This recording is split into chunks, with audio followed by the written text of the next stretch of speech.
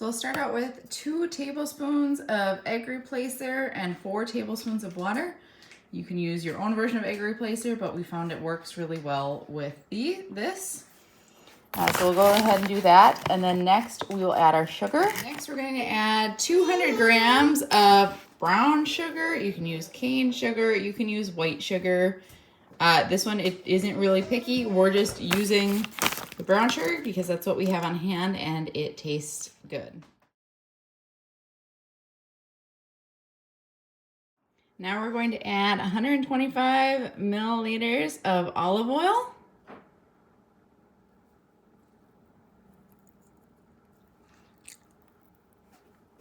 We're going to add 250 milliliters of whole milk.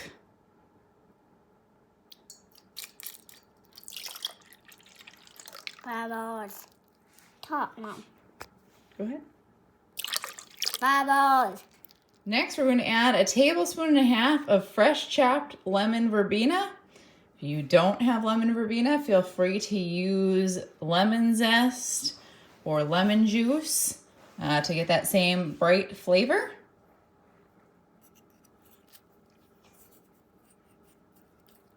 All right, next we're going to add a teaspoon of salt and a teaspoon of vanilla extract. Bubbles. I want to say bubbles in that below. Next, we're going to add 360 grams of all-purpose gluten-free flour. You can substitute oat flour and brown rice flour if you want. We find these turn out better with an all-purpose flour. Finally, we're going to add our baking powder, a tablespoon. We're also going to chop up 150 grams of white chocolate. We have a video on how to make white chocolate that I'll link to in the show notes or in the notes below. But we're going to go ahead and chop this up into little pieces. You can also use white chocolate chips, 150 grams.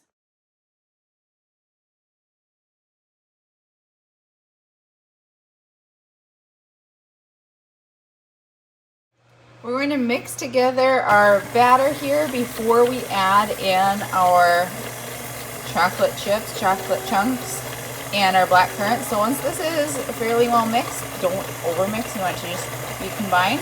I'll scrape down the sides here and then we will fold in our chocolate chips and our black currant. Okay, so this is what it looks like after we have folded everything in.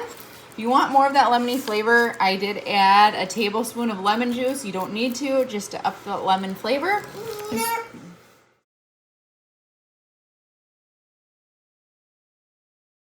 Okay, so this is the first dozen. There's still quite a bit left. You can probably get 2 dozen. We're going to switch to small muffins after this. Or you could fill these less full and make sure you get 2 dozen.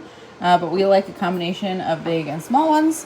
The big ones we're going to put in at 350 for 20 minutes.